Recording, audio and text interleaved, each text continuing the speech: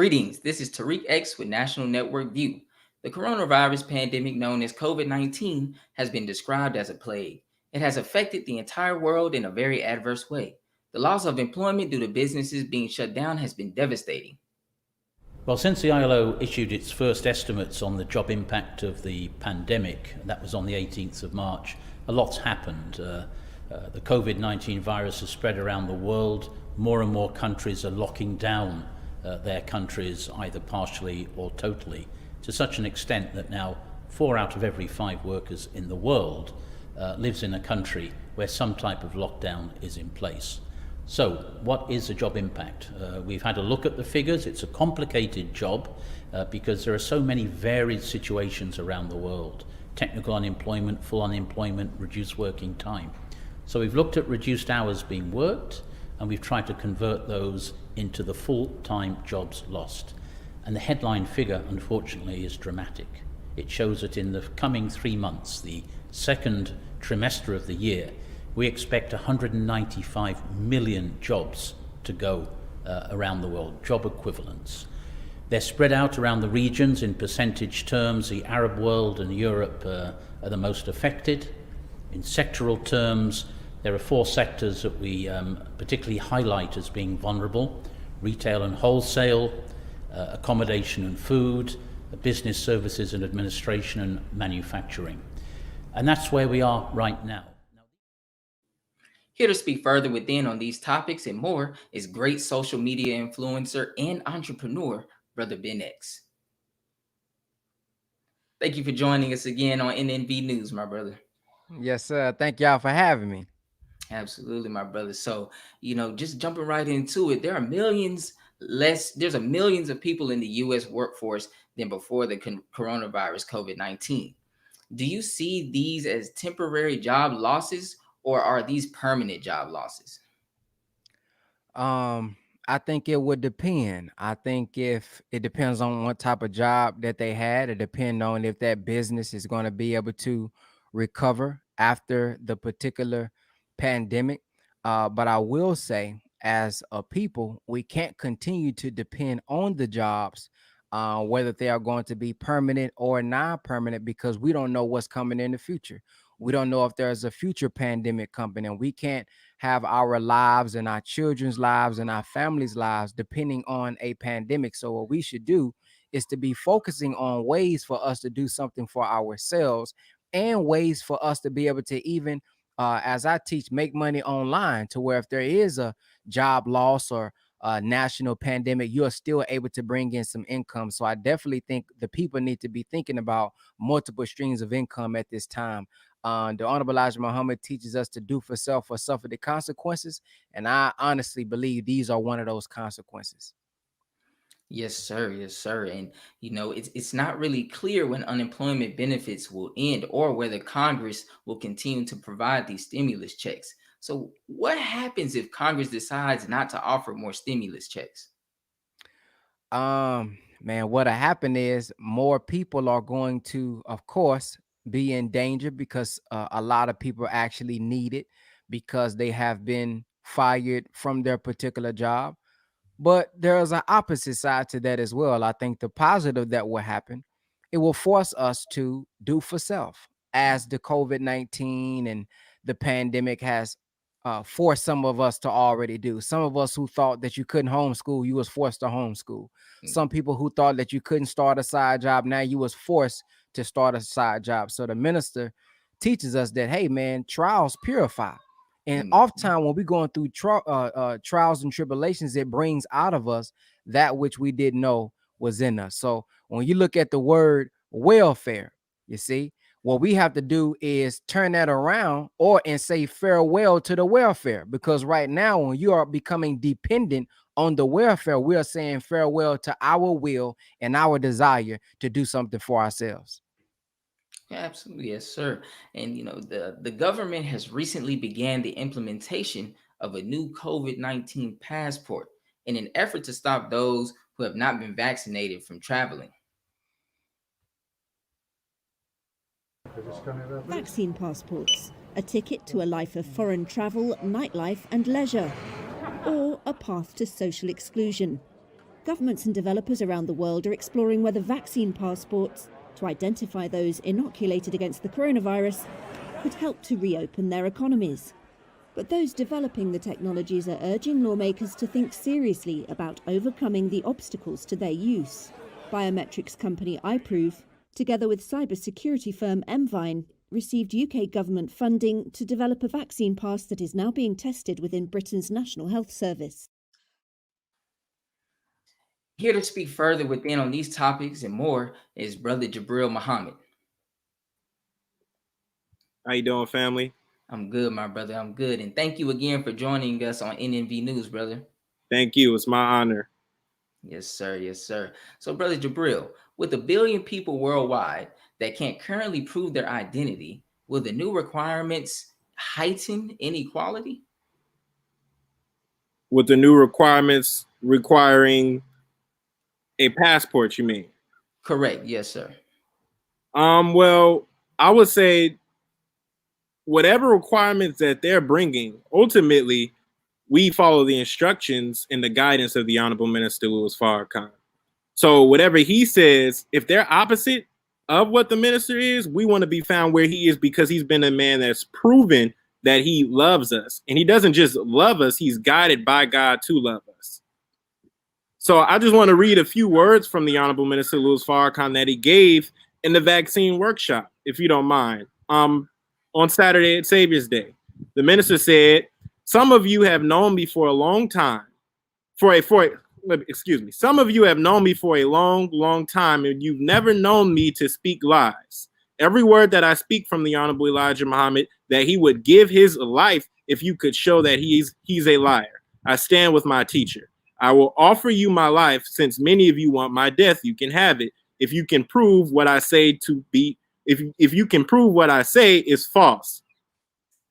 Now, the minister has enlightened us to the fact that if we speak the truth about these vaccines, we're banned from social media. The enemy ostracizes us. We're shown to be people we're not. And we have to ask ourselves the question, who's the one that we should trust? Should we trust our 400-year-old enemy who's been lying for us the past 400 years? Or should we trust a man who's proven himself, not just to love Black people, but to love the human family?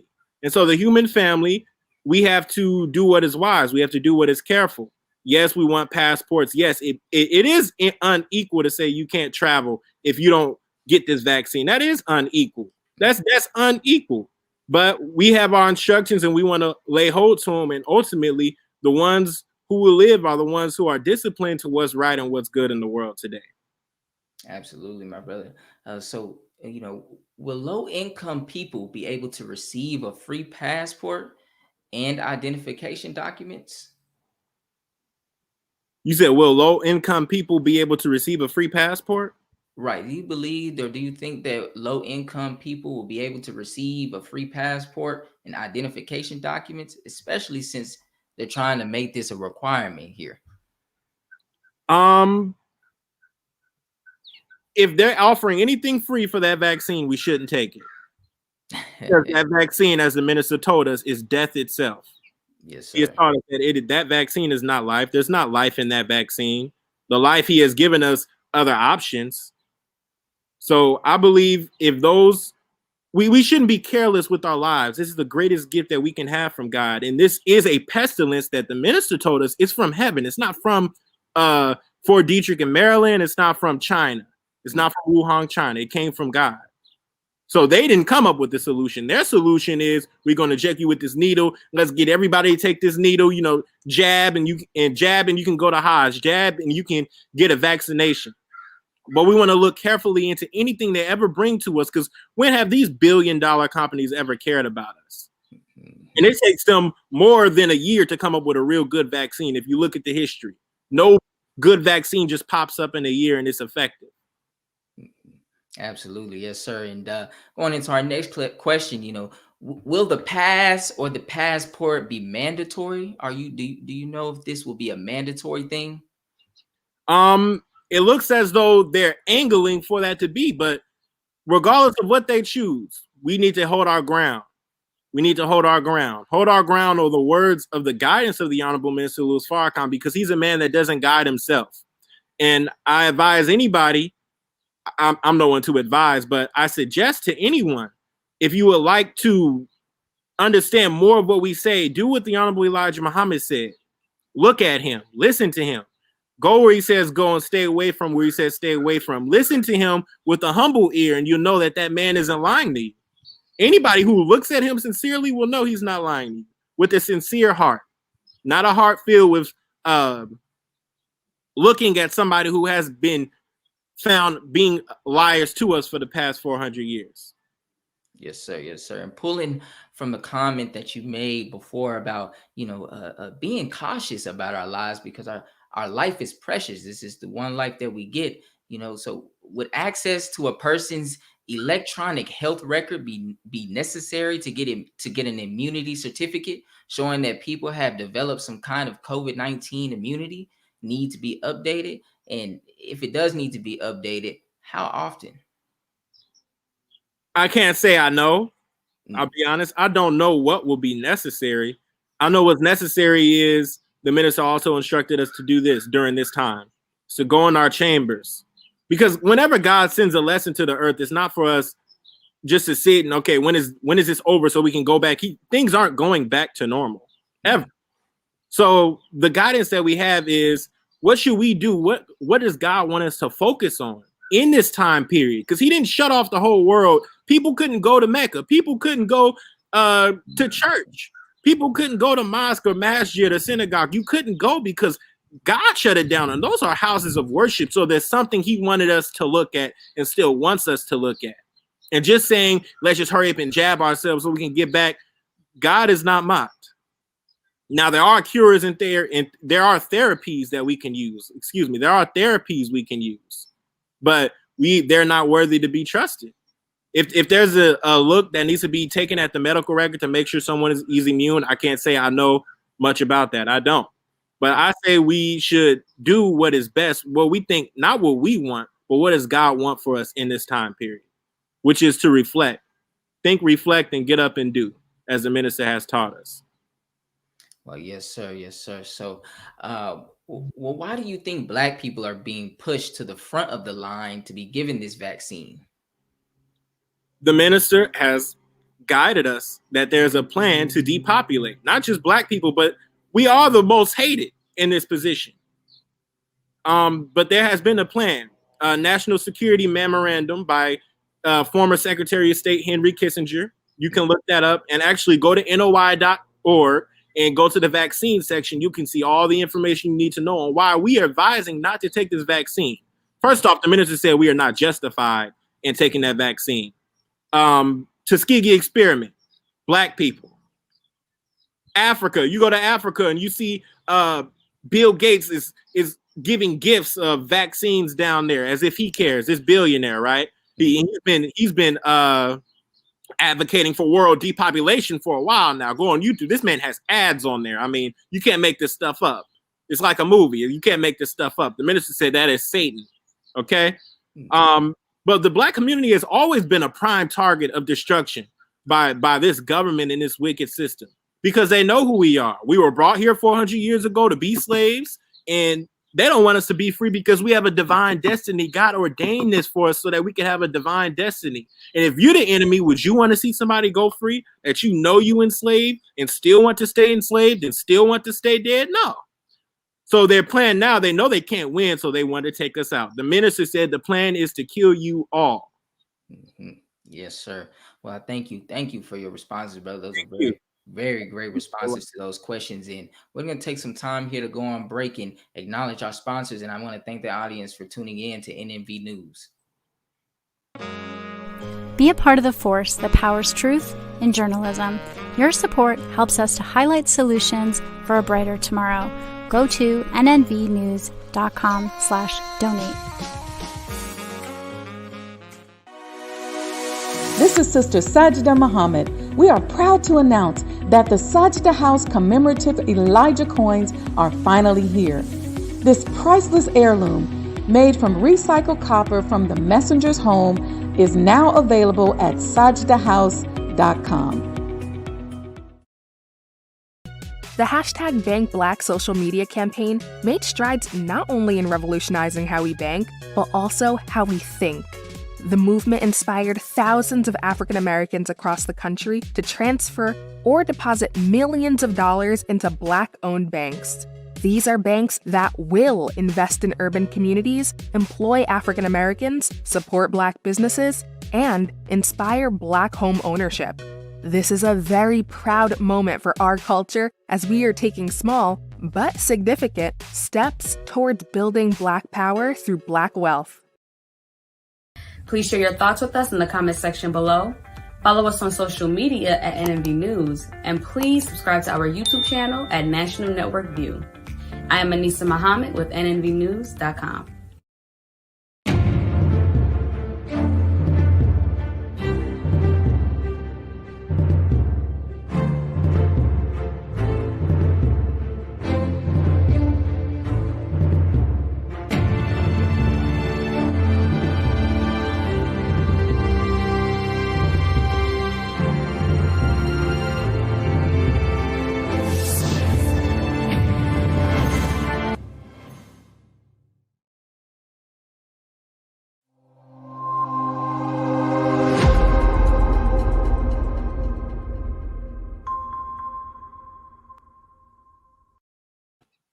National Network View would like to highlight the social activism of one of our great sports figures, Brother Kyrie Irving. Let's take a look at this clip to hear of the spirit of this great. How do we protect our fellow artists out here? How do we protect our fellow community leaders? How do we empower others that know what they're talking about? How do we empower that energy rather than division and all this extra activity and media? And it's just like, bro, I don't play those games. I don't play those games. You know, I respect everybody and what they do in terms of how they do it, but that is not for me to address. I'm focused on what's up here, moving and leading my community as I seem fit and what's been called for me to do, you know. So I'm not the only one that's out here changing lives either, bro. I'm not.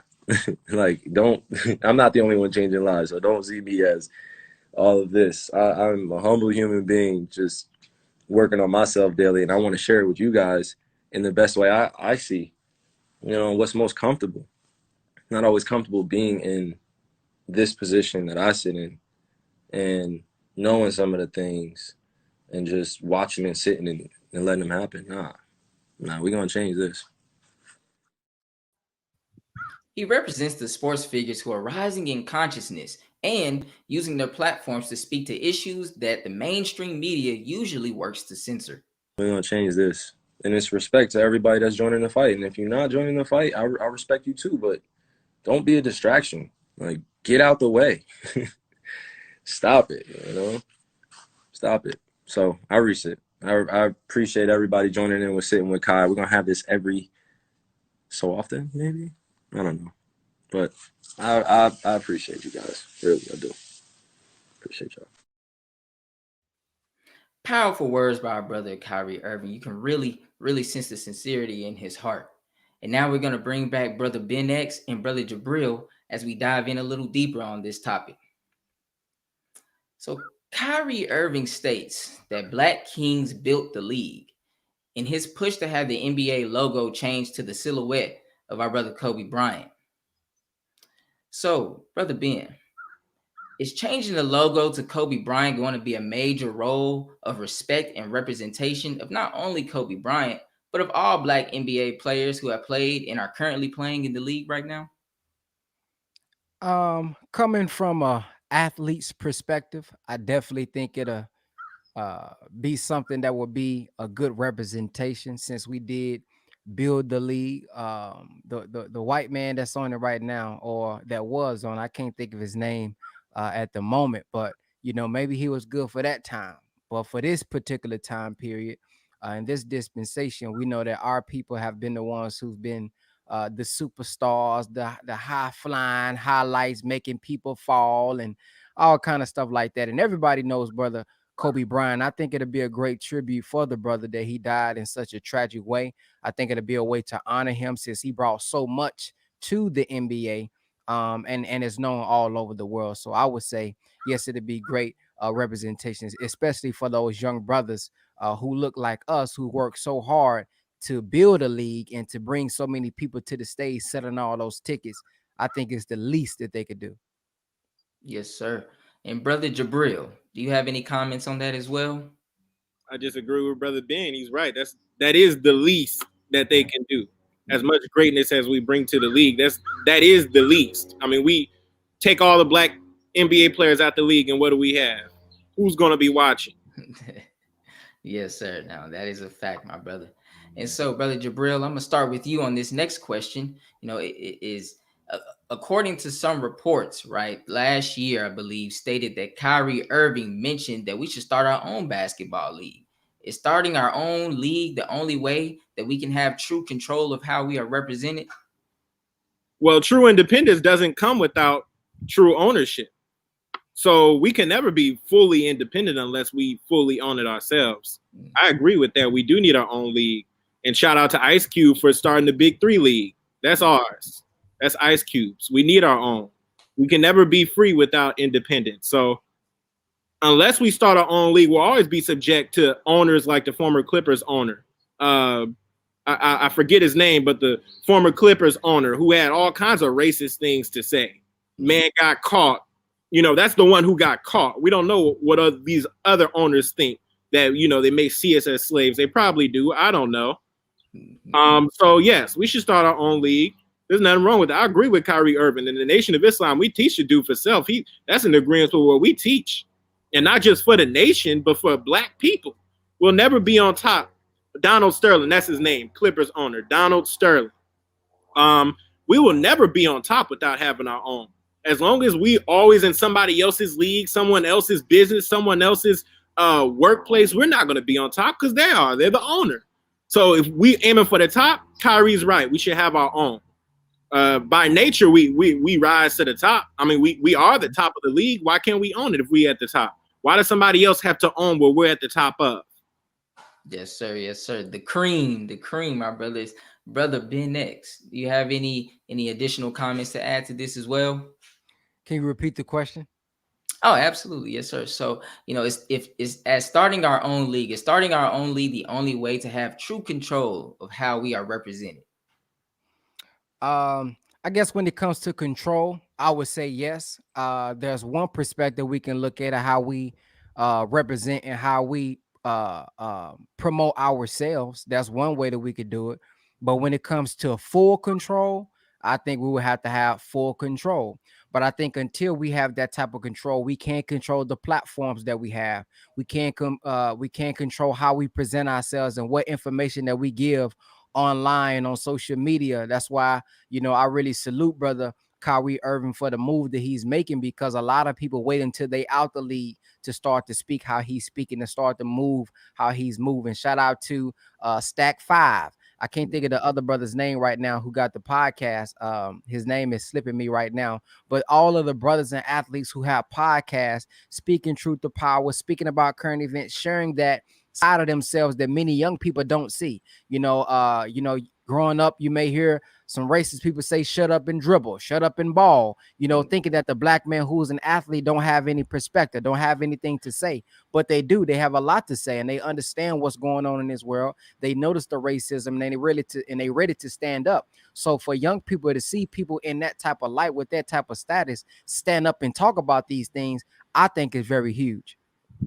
Absolutely. Well, man, I thank you, brothers, for giving your guys' very interesting perspectives and good perspectives, great perspectives as well.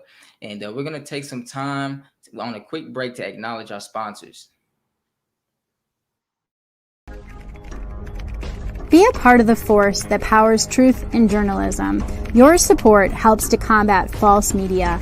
Cash App NNV News. This is Sister Sajda Muhammad. We are proud to announce that the Sajda House commemorative Elijah coins are finally here. As we renovate and restore, the former home of the Most Honorable Elijah Muhammad, we have recycled the old copper gutters and downspouts and created a 1-ounce 39mm coin made of 100% pure copper. Each coin is professionally graded and has its own barcode and registration number. This priceless heirloom, made from recycled copper from the messenger's home, is now available at sajdahouse.com. Worldwide, 24 hours a day, 7 days a week. Download the Final Call radio app and take us everywhere. On your phone, on your computer, on your tablet, on Instagram, Facebook, and Twitter. You can also log on to finalcall.com and click the Listen Live button, or finalcallradio.com. Final Call Radio, the official voice of the Honorable Minister Louis Farrakhan and the Nation of Islam. Thank you for tuning in to NNV News. Please share your thoughts with us in the comments section below. Follow us on social media at NNV News, and please subscribe to our YouTube channel, National Network View. This is Clifton Muhammad with NNVnews.com.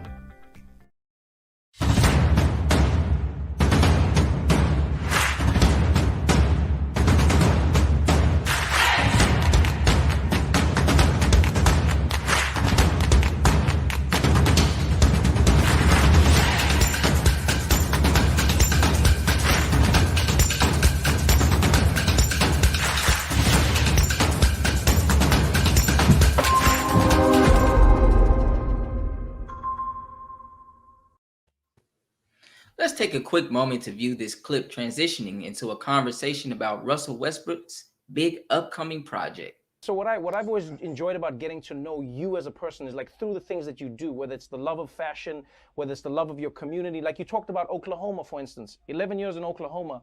And what I appreciated was you loved Oklahoma. Oklahoma loved you. You know, you learned about the city, you ingratiated yourself to the people. And now you've taken that a step further, and you're going to be creating a film about the story of what happened in Tulsa, the burning of Tulsa. Talk me through a little bit about that and why you felt it was so important for you to get involved in telling that story. Yeah, man, it's crazy because being in Oklahoma, like you mentioned, for 11 years. So I was able to kind of connect with the people and obviously connect with the history of the community. And to me, that's the most important part. And been able to travel to Tulsa kind of up and back through my years there. And I didn't know anything about the Tulsa Massacre, Black Wall Street, until I got there. And then once I heard about it, I was in shock because I was surprised that nobody, and especially our African-American communities, our people that have Black-owned businesses, don't understand and didn't understand the impact that the massacre had on the world and how it can, change our future. And instantly, I was lucky enough to be able to connect with Stanley and be able to create, and obviously now with history, create this docuseries to be able to not just to show everybody what happened, but educate ourselves to be able to now in the future find ways to be able to help impact our communities, especially our Black-owned businesses, and kind of uplift them. So before we get too deep into that, I want to bring back our guest, Brother Ben X and Brother Jabril.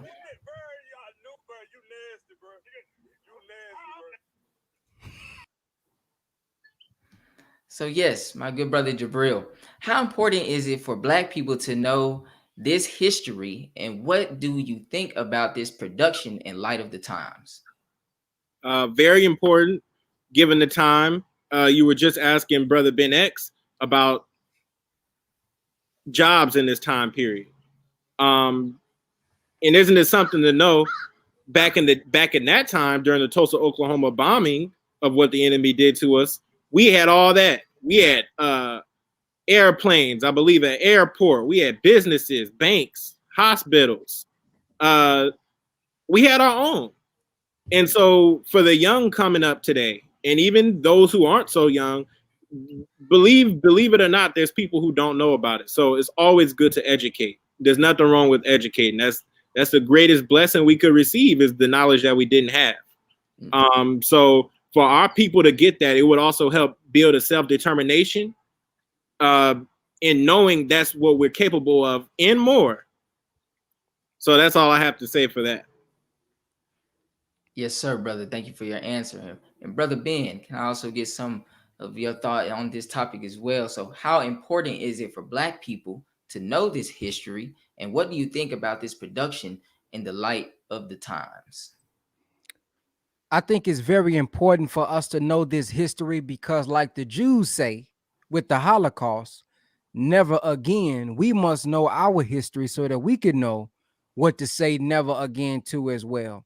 The Honorable Minister Louis Farrakhan teaches us that business is warfare. And we know that we have a real devil amongst us. I'm talking about a real Satan. So, in order for us to understand our enemy, we have to know some of the things that they've done so that we can understand how they move and we can understand how they react and how they think. So for us, it's important because not so that we can be afraid, but so that we can be inspired to move differently and move more in unison, because we're also taught that our unity is more powerful than an atomic bomb. So if you understand that this is something that they burned down or bombed over 100 years ago, about 100 years ago, we know this is something that is a threat. We know this is something that they fear. We know this is something that they don't want. So this is what, if we want to bring down Satan world, this is what we're going to have to be willing to do. And we know as our world goes up, their world goes down. And I think for them to be producing a documentary like this is very special, because the Honorable Minister Louis Farrakhan teaches us that one rap song is worth more than 100 sermons. And I heard Brother Hakeem say, he said that one film is worth more than 1,000 sermons. So these brothers don't have to be somebody who has to come out and speak and give a lecture per se, but if they got the funds, if they got the backing, and they're able to produce something that can reach the masses of the people, they are still speaking to the people, but in their fine language, as the Honorable Elijah Muhammad taught the Honorable Minister Louis Farrakhan. Yes, sir. Yes, sir. And segueing into this next question here. So, with the production being in progress, how will people view this horrific event today, Brother Ben? I'm sorry, repeat that. Yes, sir. I said, just with this production going in progress, how will people view this horrific event today after they've probably seen the movie? I mean, they would, I hope so, see it for what it is. I hope they see it and get inspired. I hope they see it and get upset. I hope they see it and say, man, I can't believe they did that, so I can get up today and go do something about it, and bring more jobs back to my community and build more businesses because they burned them down. And I remember Brother Neri saying something like that, where we can't look at this situation and be just depressed about it. We have to look at it like the ant. Okay, when we knock down an ant pile, the ant pile don't say no justice, no peace. The ant pile, shoot, they come back together. I mean, the ants, they come back together. They built the ant pile back up, even bigger than what it was in the first place. So I hope this is something that inspires us to finally come together and realize who our true enemy is. My own brother's not my true enemy. My own sister's not my true enemy. We have an enemy that will kill us, man, in a wicked way. And this will be proof of that, so they can see something. So instead of us just saying it, they'll be able to see proof right in their face. Yes, sir. Yes, sir. And Brother Jabril, do you have any additional comments? No, sir. He said it all. Hey, yes, sir. Yes, sir. You hit it right on the head. Well, Brother Jabril, I'll start with you for this next question here. So, do you think that it's very reassuring that Russell Westbrook is involved? Yes, it's always good that we're doing something for our own upliftment. It's always good to see our athletes engaging in our upliftment. It's only good that can come out of it. That's a blessing. Shout out to Russell Westbrook. I'm glad he's doing that. Our people, we need to be woke up as soon as possible and as quickly as possible so that we could get this thing going. We could start having our own as quick as possible. So shout out Russell Westbrook. This is great. I can't wait to watch it. Yes, sir. Yes, sir. Likewise. Likewise. And Brother Ben, do you feel that it's reassuring that Russell Westbrook will be involved? I would say yes, because he is an athlete who has influence, and anybody who has influence over our people, when they want to do something like this and stand up and bring this type of knowledge to the community, I'm honored, because again, they didn't have to. Many people who have millions and a lot to lose will say, no, I'm good on this. I'm just worrying about me and my family. So the fact that he would get behind something like this, I'm proud of. Yes, sir. Yes, sir. Thank you for that, brother. And so, brother Jabril, Yes, Do sir. you believe that white America will be watching this film? I can't say I know. I can't say I know.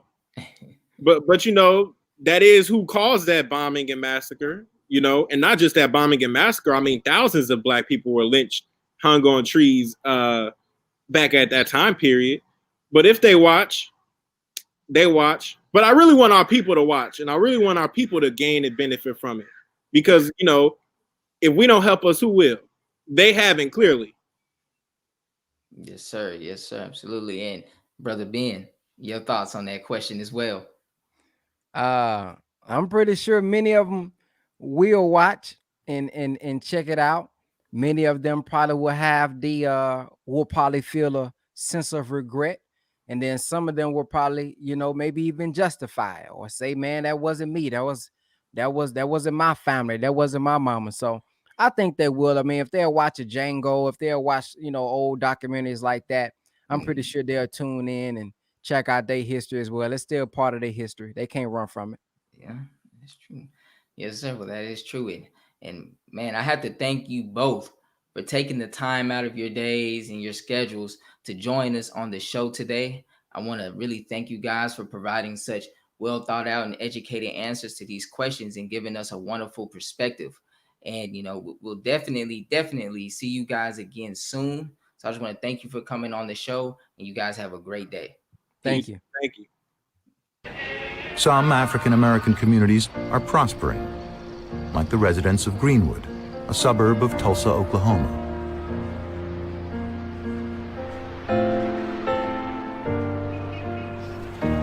Here, former slaves were given land after the Civil War, and this rare footage shows the thriving town they built.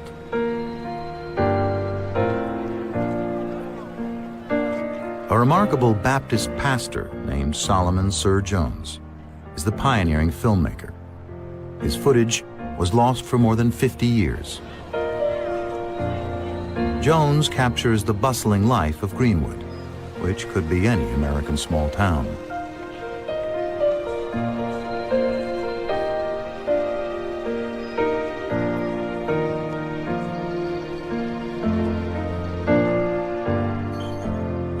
But Tulsa's whites don't like what they see. Thank you, everybody, for taking the time out to watch this broadcast. And I want to please ask everybody, please take the time out to subscribe to us at nnvnews.com. That's nnvnews.com. Thank you again for tuning in, and have a great night. Peace. Be a part of the force that powers truth in journalism. Go to nnvnews.com/donate.